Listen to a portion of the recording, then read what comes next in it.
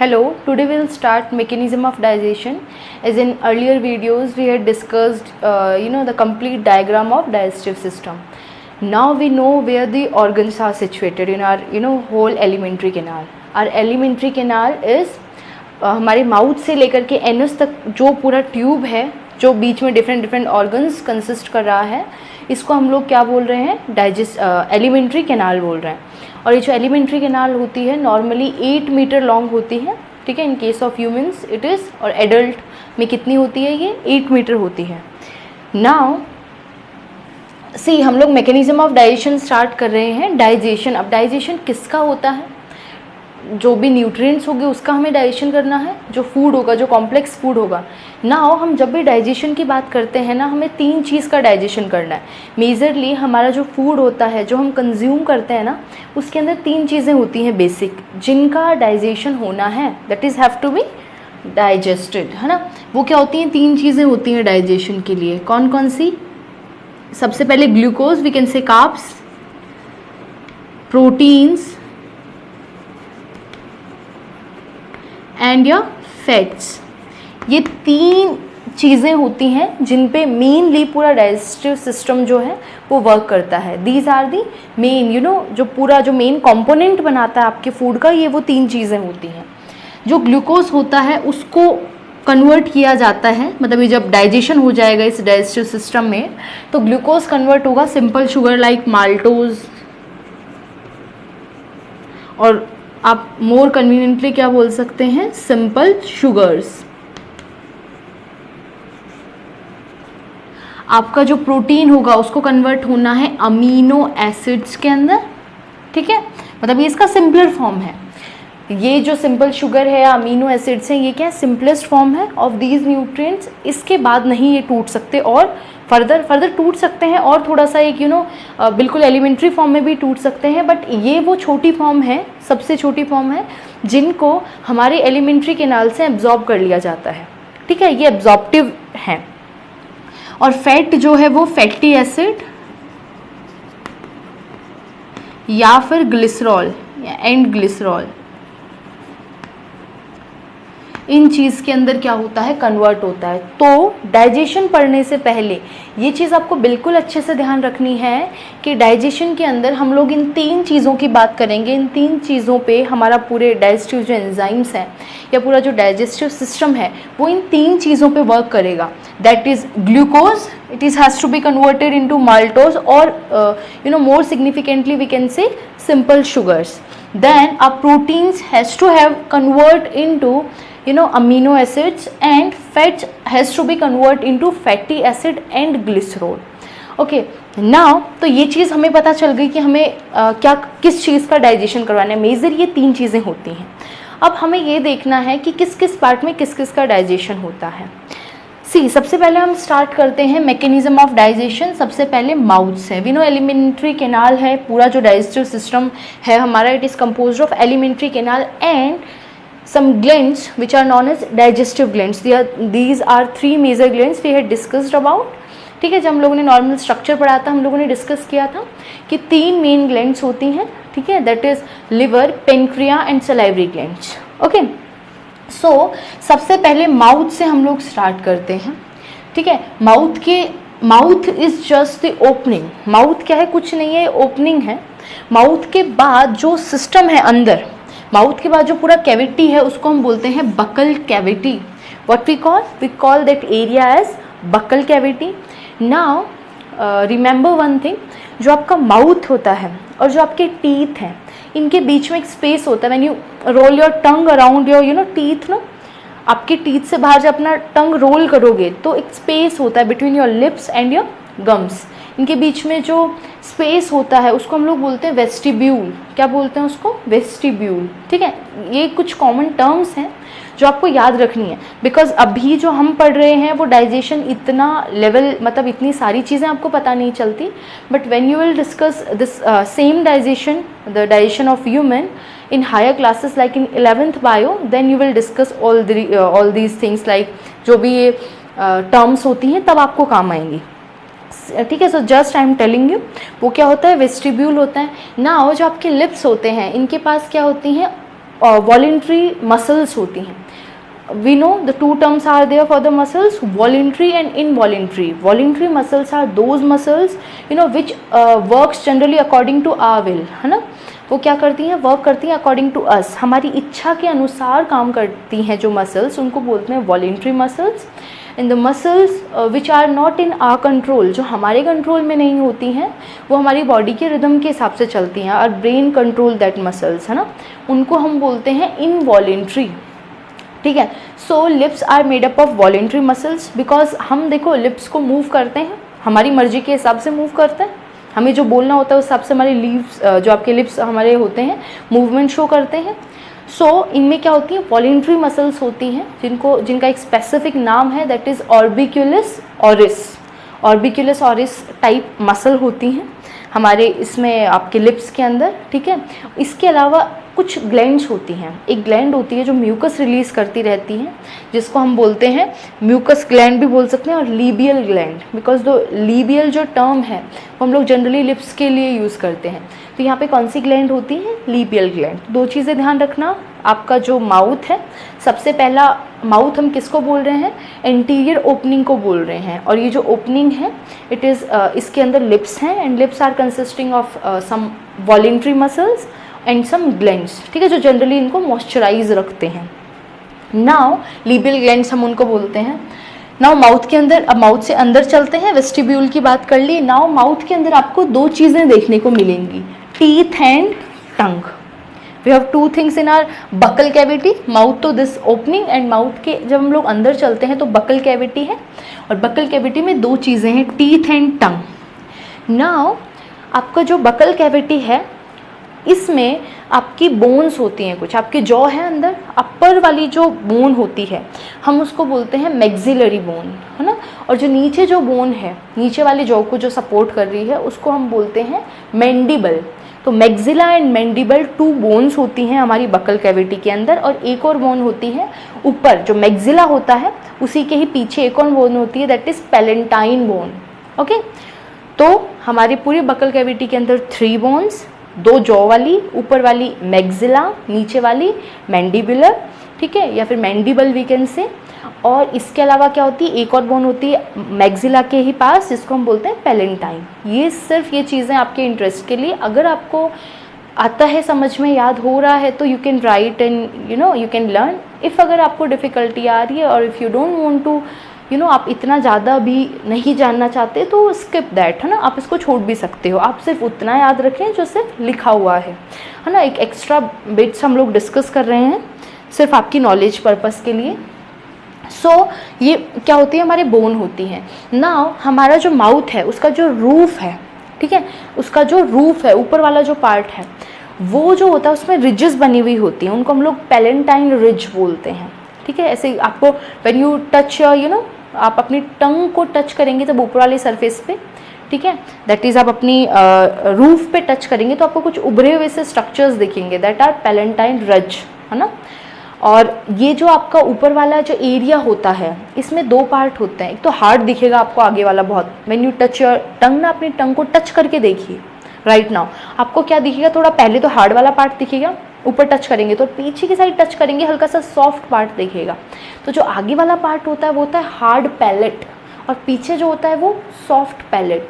सो ऊपर वाला रूफ के ऊपर क्या है, पैलेट है. नीचे आपका जो फ्लोर है वो किससे बना हुआ है, टंग से बना हुआ है. सो नीचे टंग है, ऊपर क्या है, पैलेट है. And palate is divided into soft palate and hard palate. ठीक है, ये चीज़ें याद होती है तो ठीक है. देन और अगर नहीं है, बहुत ज़्यादा लग रहा है, तो यू कैन स्किप, बाकी ईजी है. तो आपको क्या ध्यान रखना है, माउथ है, माउथ के अंदर बकल कैविटी है, बकल कैविटी के अंदर we have 2 things, teeth and tongue. Teeth का जो मेन काम है वो है ग्राइंडिंग ना, च्यू करते हैं हम लोग टीथ की हेल्प से. और ये हमारा फिजिकल डाइजेशन, और we can say mechanical digestion करते हैं. देखो डाइजेशन 2 टाइप का होता है, फिजिकल डाइजेशन और मैकेनिकल डाइजेशन, एंड आपका बायोलॉजिकल डाइजेशन. मैकेनिकल डाइजेशन में क्या होता है, हम कुछ ऑर्गन्स की या फिर कुछ स्ट्रक्चर्स की हेल्प से उस कॉम्प्लेक्स फूड को तोड़ रहे हैं, लाइक फिजिकली मैकेनिकली वर्क हो रहा है. और जो एंजाइम्स वर्क करते हैं वो बायोलॉजिकल वर्क होता है. ठीक है, एंजाइम्स भी आगे वर्क करेंगे, वो भी डाइजेस्ट करेंगे हमारे फूड को, ठीक है। सो टीथ क्या करते हैं, ग्राइंडिंग करते हैं, और ग्राइंडिंग करके पूरा जो कॉम्प्लेक्स फूड है उसको एक स्ट्रक्चर में कन्वर्ट करते हैं, जिसको हम बोलते हैं बोलस। क्या बोलते हैं, बोलस। पूरा च्यू करने के बाद जो कॉम्प्लेक्स फूड जो बचता है, च्यू करने के बाद जो स्ट्रक्चर बनता है उसको हम बोलते हैं बोलस, और ये जो बोलस है वो आगे हमारे एलिमेंट्री कैनाल में मूव करता है फॉर द फर्दर डाइजेशन, ठीक है। सो बोलस बन गया। नाउ आपके टीथ होते हैं 4 प्रकार के, वी नो, इंसिजर, हमने छोटी क्लास में पढ़ा होगा खूब, incisor, canines, premolars and molars, ठीक है। इंसिजर जो होते हैं वो कटिंग टीथ होते हैं, वी नो। कैनाइन्स जो होते हैं वो टीयरिंग टीथ होते हैं, चीरने फाड़ने के लिए। मोलर्स एंड प्रीमोलर्स जो होते हैं they are for grinding purpose, we know ना। अच्छा, आपका एक डेंटल फॉर्मूला और आप लोग याद रख सकते हैं आपके माउथ के अंदर। अगर मैं पूरे जॉ को अपर जॉ की अगर बात करूं, उसको हाफ पार्ट में बांट दूं, ठीक है, लाइक ये हमारा पूरा जॉ है अपर वाला, और मैंने इसको ऐसे हाफ पार्ट में डिवाइड किया, तो आगे तो यहाँ से इंसीजर स्टार्ट है, तो 2 इधर इंसीजर आएंगे, ठीक है, एक कैनाइन आएगा, ये ऐसा शेप बना रही हूँ मैं डिफ्रेंशिएट करने के लिए। 2 मोलार्स आएंगे, incisor, canine, pre molar and molar, और 3 आपके क्या आएंगे। तो पूरे जॉ को अगर मैं पूरे अपर जॉ की बात करूं और अपर जॉ के हाफ जॉ की बात करूं, तो 2 इंसीजर, 1 आपका canine, 2 premolars and 3 molars. So the formula will be, कैसा फॉर्मूला बनेगा देखिए, इंसीजर, कैनाइन, प्रीमोलर, मोलर, 2 1 2 3। ये तो एक मतलब हाफ की बात होगी, दूसरे हाफ में भी कितने होंगे, यही होंगे 2 1 2 3। So this is the dental formula of हमारे जो टीथ हैं, उनका डेंटल फॉर्मूला क्या है, 2 1 2 3 बाय 2 1 2 3। ये एक अपर जॉ की, सिर्फ एक जॉ की बात है, ठीक है। और इनको अगर हम लोग पूरा करें तो ये 2 1 2 3 कितने हो गए, 3 4 5 6 7 8 8 8 16, एंड 16 आपके किधर हो जाएंगे, 16 तो आपका एक हो गया, मतलब पूरा जो भी हम ऊपर का मान रहे हैं, और 16 आपका नीचे का हो गया, तो कितना हो गया आपके, ये सिर्फ हम ऊपर वाले जॉ की बात करें, ये चीज़ ध्यान रखिएगा, ठीक है। तो आपके 32 हो जाएंगे इस तरीके से, पूरे 16 एंड 16 32, ठीक है। सो अब बोलते हैं हम लोग 32 दांत होते हैं, ठीक है। तो इस तरीके से आपके पूरे कंप्लीट 32 टीथ्स बनते हैं। बट ये ध्यान रखिएगा, जो आप नॉर्मल जब छोटी एज में होते हो, तो आपके जो ये टीथ होते हैं मोलार्स, वो सिर्फ 2 ही आते हैं। तो डेंटल फॉर्मूला वेरी करता है डिफरेंट ऑर्गेनिजम्स के लिए, ठीक है। आपको अभी के लिए सिर्फ इतना याद रखना है अपनी नॉलेज के लिए, ठीक है। नेक्स्ट थिंग इज, तो हमने माउथ में टीथ की बात कर ली। नाउ माउथ के अंदर दूसरी चीज़ भी है, दैट इज टंग्यू, और वी कैन से टंग, टंग्यू नहीं बोलेंगे इसका, क्या बोलेंगे, टंग बोलेंगे, ठीक है। टंग जो है उसका क्या काम है, उसके 2 काम है। पहला काम है टेस्ट का, टंग ना हो तो कुछ किसी चीज़ का कोई सब बेस्वाद हो जाएगा, है ना, किसी चीज़ का टेस्ट ही नहीं आएगा हमको।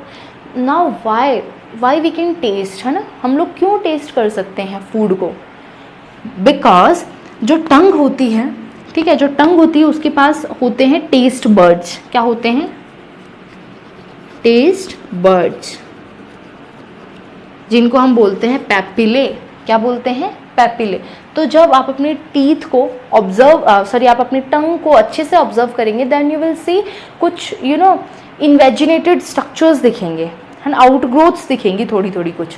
और वो जो आउटग्रोथ्स होती हैं, they are nothing but papillae. ये सब क्या है, पैपिली हैं, जिनके पास क्या होती हैं, टेस्ट बर्ड्स होती हैं। क्या होती हैं, टेस्ट बर्ड्स, जो क्या करेंगी, हमें फूड को टेस्ट करने में हेल्प करेंगी कि वो कैसा है, खट्टा है, मीठा है, सोर है, ठीक है, बिटर है, इन सब चीज़ों के बारे में।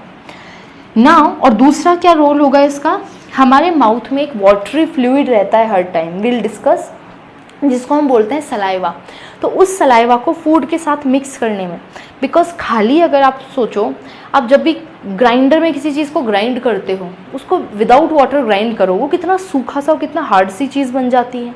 सेम वैसे ही माउथ के अंदर जब टीथ हमारे फूड को ग्राइंड करते हैं तो बहुत हार्ड बन जाता है, और हमारा जो पूरा एलिमेंट्री कैनाल है आगे वो बहुत सॉफ्ट है।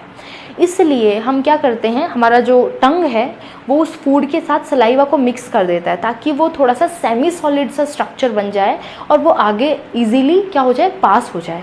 ठीक है, डिफ़िकल्टी ना हो उसको आगे पास होने में। तो सलाइवा की जो मिक्सिंग है फूड के साथ वो भी कौन करवाता है, आपका टंग करवाती है। इसके अलावा it is important for articulation of speech. आपका स्पीच वाला जो पार्ट है वो भी हम टंग की वजह से बोल पाते हैं। एक दिन ज़रा टंग को पकड़ के बैठिए, देखना फिर आप कितने अच्छे लगोगे बोलते हुए। ठीक है, इसके अलावा और क्या वर्क होता है आपकी टंग का, ये आपके टीथ को क्लीन करती है। So cleaning of the teeth is also function of tongue और वर्क ऑफ टंग। नाउ तो हमने दो चीज़ों की बात कर ली, माउथ है, माउथ के अंदर अब आप जो आपको याद रखना है वो चीज़ आप सुनिए। माउथ है, माउथ के अंदर दो चीज़ें हैं, क्या है, टीथ है एंड आपका पूरे माउथ तो जस्ट एक ओपनिंग है। माउथ के अंदर आपका पूरा बकल कैविटी है। बकल कैविटी के अंदर दो चीज़ें हैं, टंग एंड टीथ। टीथ जो हैं वो मैकेनिकल डाइजेशन कर रहे हैं, ग्राइंडिंग कर रहे हैं। 4 टाइप के टीथ होते हैं इन द डेंटल फॉर्मूला। ठीक है, डेंटल फॉर्मूला ये सिर्फ हाफ जॉ के लिए, एक पूरा जॉ है इसमें भी हाफ के लिए, इधर वाला हाफ है, ये कंप्लीट एक जॉ बनेगा और नीचे वाला अलग है। सो ये तो एक ही जॉ है, प्लस इतना ही और प्लस करो 16 16 32।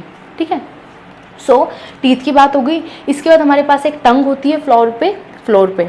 ठीक है, एक टंग होती है। ये जो टंग होती है इसके दो फंक्शन होते हैं। पहला टेस्टिंग का, why testing, because it is having some specialized structures which are known as papillae and which have the taste buds. ठीक है, एंड ये जो आपकी टेस्ट बर्ड्स होती है ना पैपिले, ये भी डिफरेंट टाइप की होती हैं। सर्कमवैलेट, आपकी जो सर्कमवैलेट होती हैं वो बहुत बड़ी बड़ी पैपिली होती हैं, थोड़ा सा टंग के बहुत आगे वाले पार्ट में मिलती हैं।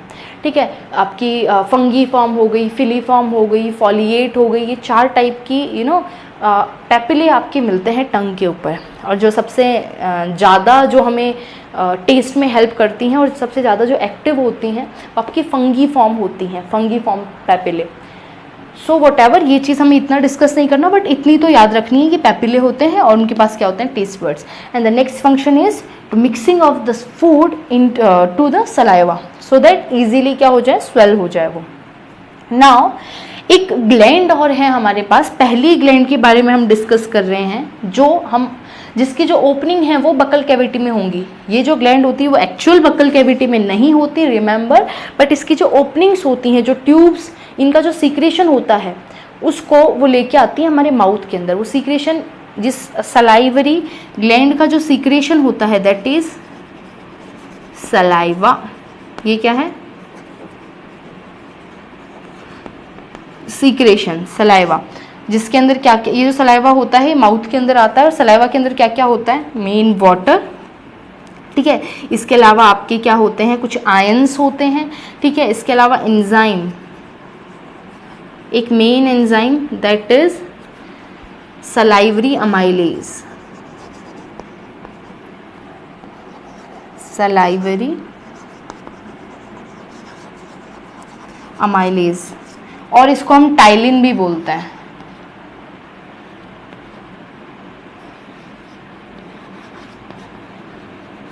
क्या बोलते हैं, टाइलिन। ये इसका दूसरा नेम है जो आपको याद रखना है, पी साइलेंट है, ptyalin.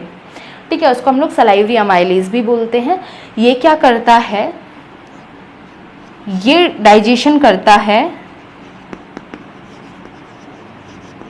Digestion of carbs, carbohydrate का डाइजेशन करता है। और कार्बोहाइड्रेट को किसके अंदर कन्वर्ट कर देगा, या फिर आप ग्लूकोज बोल लो, simple sugar, that is maltose, galactose, lactose. ठीक है, ये सब क्या होती हैं, सिंपल शुगर होती हैं, माल्टोज, लैक्टोज, और ये इजीली एब्जॉर्ब हो जाती है। सो माउथ के अंदर क्या है, एक ग्लैंड है दैट इज सलाइवरी ग्लैंड। अच्छा, एक चीज़ और ध्यान रखिएगा, जो सलाइवरी ग्लैंड्स होती हैं ना, ये 3 टाइप की होती हैं। आप लोग आगे पढ़ेंगे, अभी आपके कोर्स में इतना हाई नहीं है, but then also salivary glands 3 type की होती हैं। पैरोटिड, ठीक है, सब मैग्जिली, और वी कैन से सब मैंडिबुलर, और तीसरी होती हैं सब लिंगुअल। तो ये 3 टाइप की क्या होती हैं, ग्लैंड्स होती हैं। एक तो ईयर के नीचे होती हैं, ईयर के जस्ट बिलो, ठीक है। एक होती है दैट इज सब मैक्सिलरी और सब मैंडिबुलर, वो होती है आपके अपर लॉ एंड लोअर जॉ के बीच में। एक जो थर्ड वाली होती है सब लिंगुअल, वो आपकी होती है टंग के नीचे। सो 3 टाइप की salivary glands we are having. Now एक इन्फेक्शियस डिजीज आपने कभी सुनी है, स्वेलिंग ऑफ सलाइवरी ग्लैंड, कि डॉक्टर के पास जब जाते हैं तो बोलता है कि सलाइवरी ग्लैंड स्वेल हो गए, वो स्पेसिफिक डिजीज होती है मम्स। मम्स के अंदर ध्यान रखिएगा, आपके पैरोटिड जो सलाइवरी ग्लैंड्स होते हैं ना ईयर के पास, वो स्वेल हो जाते हैं due to some viral infection, है ना, और वो हमें थोड़ा सा पेनफुल कंडीशन होती है, वो पेन करता है हमें, स्वेल हो जाते हैं वो ग्लैंड्स, ठीक है। नाउ तो आपको क्या ध्यान रखना है, ये चीज़ आपको ऑप्शनल है, याद रहती है तो ठीक है, नहीं रहती है तो कोई बात नहीं, बट ये ध्यान रखना है सलाइवरी ग्लैंड 3 टाइप्स की तो होती ही हैं, ठीक है। नाम याद रहता है तो बहुत बढ़िया है। अब ये इसका जो सीक्रेशन होता है वो होता है सलाइवा, जो तीनों ग्लैंड्स मिलके जो सीक्रेशन बनाती हैं उसको हम बोलते हैं सलाइवा। और सलाइवा के अंदर 2 मेन चीज़ें हैं, वाटर एंड एंजाइम। और एंजाइम जो है वो है एक main enzyme that is salivary amylase, जो डाइजेस्टिव एंजाइम है, डाइजेशन के अंदर हेल्प करेगा, ठीक है। और ये जो सलाइवरी अमाइलेज होता है इसको हम लोग टाइलिन भी बोलते हैं। ये सलाइवरी अमाइलेज एक्ट करता है किसके ऊपर, कार्ब्स के ऊपर, और कन्वर्ट कर देता है कार्ब्स को, या फिर ग्लूकोज भी बोल सकते हो। Carbs is that is carbohydrate, और कार्बोहाइड्रेट को कन्वर्ट कर देता है simple sugar that is maltose और वी कैन से लैक्टोज के अंदर। नाउ इट्स ओके, ये चीज़ समझ में आ गई हम लोग को। और एक स्पेसिफिक पीएच होता है ना, एक हर अच्छा एक चीज़ ध्यान रखिएगा, जो भी एंजाइम्स होते हैं ना इनकी कुछ कंडीशंस होती हैं कि हम काम तो करेंगे। और एंजाइम्स क्या होते हैं, दीज आर बायोलॉजिकल कैटलिस्ट, है ना, I told you biological catalyst क्या होते हैं, अपनी केमिस्ट्री के अंदर पढ़ा होगा, नहीं तो पढ़ेंगे। कैटलिस्ट क्या होते हैं, ये होते हैं वो सब्सटेंस, है ना, वो होते हैं या फिर वो मॉलिक्यूल्स या फिर वो स्ट्रक्चर्स होते हैं जो आपकी रिएक्शन की रेट को अल्टर करते हैं, है ना।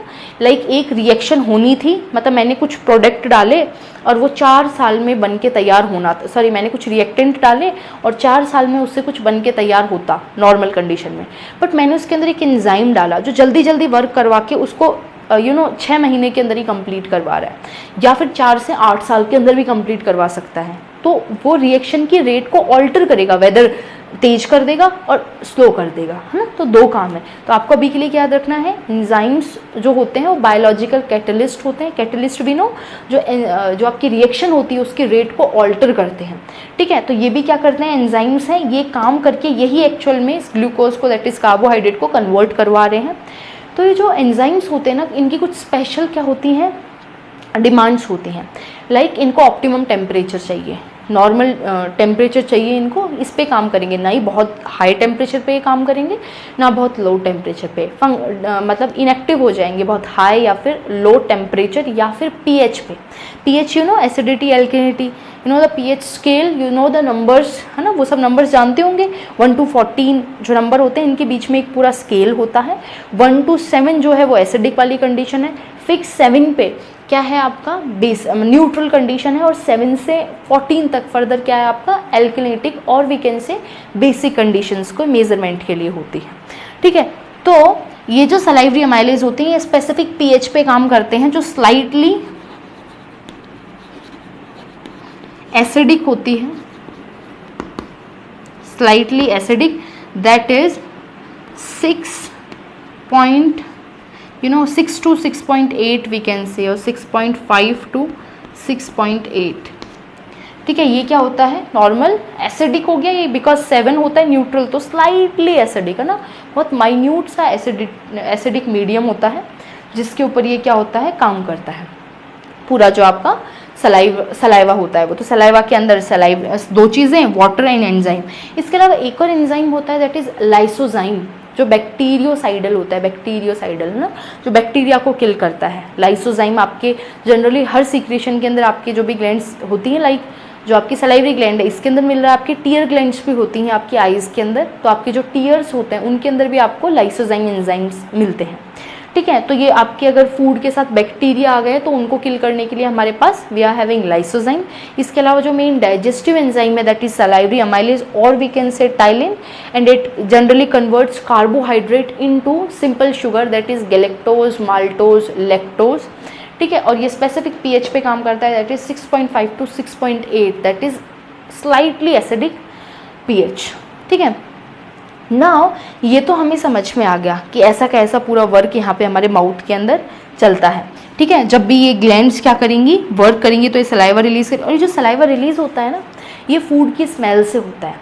फूड की जैसे ही स्मेल आती है तो उसकी स्मेल से, वो स्मेल हमारी ब्रेन तक जाती है और ब्रेन देन क्या करता है, मैसेज सेंड करता है आपके सलाइवरी ग्लैंड्स को कि okay now you have to release your enzymes and you have to work on these nutrients. आपको इन न्यूट्रिएंट्स पे वर्क करना है, इनका डाइजेशन करना है, ठीक है। तो तभी तो हम बोलते हैं खाने की खुशबू, यू नो, स्मेल से, खुशबू सूंघ के हम लोग का वाटरी माउथ हो जाता है। तो वो सिर्फ the reason behind that is, ये एक्टिव जो होते हैं वो स्मेल से एक्टिव होते हैं हमारे सलाइवरी ग्लैंड्स, ठीक है।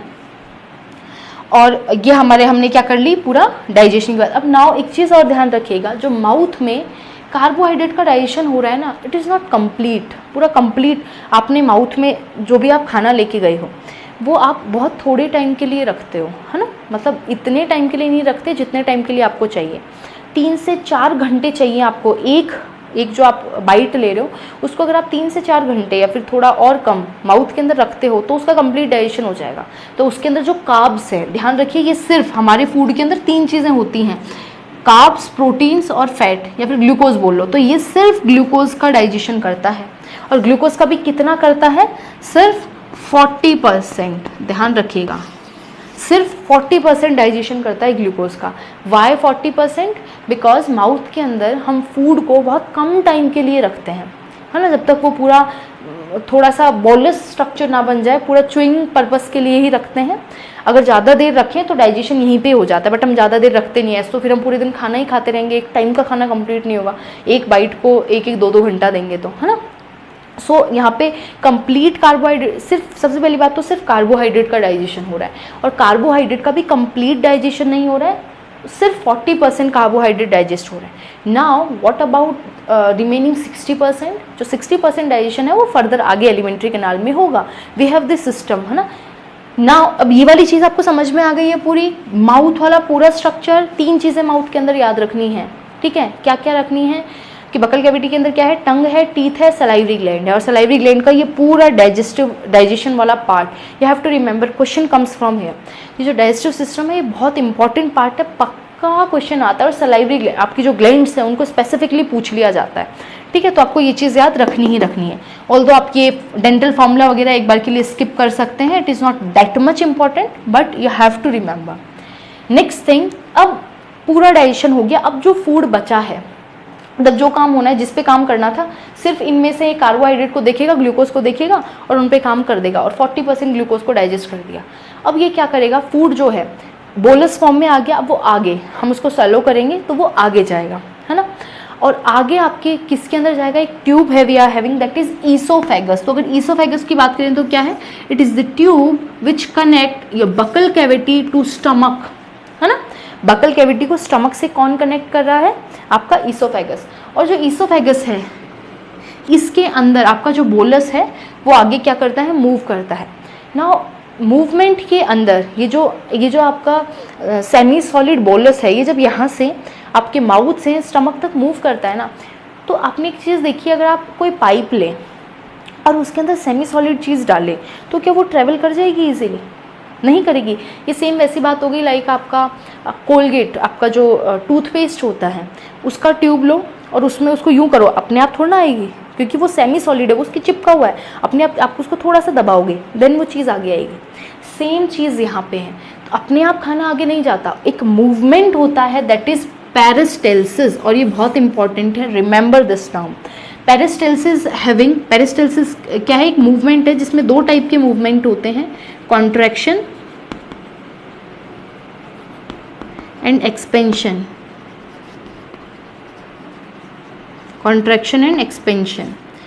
होता क्या है, एक बार के लिए देखिए इधर, लाइक ये फूड पाइप है, यहाँ पे फूड आया तो सबसे पहले क्या होगा, एक्सपेंड होगा यहाँ से फूड पाइप, ठीक है, और फिर एक्सपेंड, यहाँ पे फूड आ गया, अब आगे वाली चीज़ एक्सपेंड, ये तो क्या होगी, कॉन्ट्रैक्ट होगी ऐसे, और आगे वाला जो पार्ट है वो क्या हो जाएगा, एक्सपेंड हो जाएगा।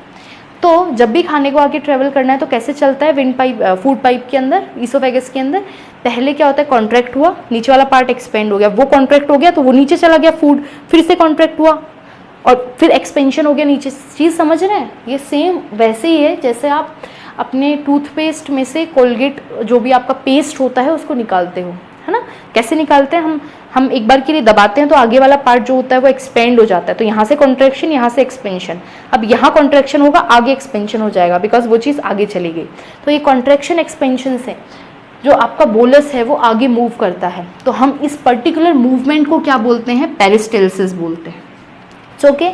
Now remember one thing, oesophagus के अंदर डाइजेशन नहीं होता है, ईसोफेगस के अंदर डाइजेशन नहीं होता है। और अगर मैं बात करूँ माउथ की, तो माउथ के अंदर डाइजेशन होता है क्या? ऑफ कोर्स होता है। मैकेनिकल डाइजेशन तो हो ही रहा है, बड़े जो पीसेज हैं आपके, जो बाइट्स हैं आपके, टुकड़े हैं फूड के, वो छोटे में कन्वर्ट हो रहे हैं। इसके अलावा बायोलॉजिकल डाइजेशन भी हो रहा है, दैट इज सलाइवरी अमाइलेज जो करता है, ठीक है। बट आपकी जो ईसोफेगस है इसके अंदर डाइजेशन कुछ नहीं होता, ये सिर्फ आपके बोलस को आपके स्टमक तक पहुंचा रही है। No significant digestion of food takes place in your oesophagus, you have to remember this thing. Now I hope आपको ये सारी चीज़ समझ में आ गई होगी। We had discussed the buccal cavity and oesophagus, mouth और ईसोफेगस में डाइजेशन देख लिया है। Now after this will discuss the digestion of this food in stomach, that is in the another organ. Okay,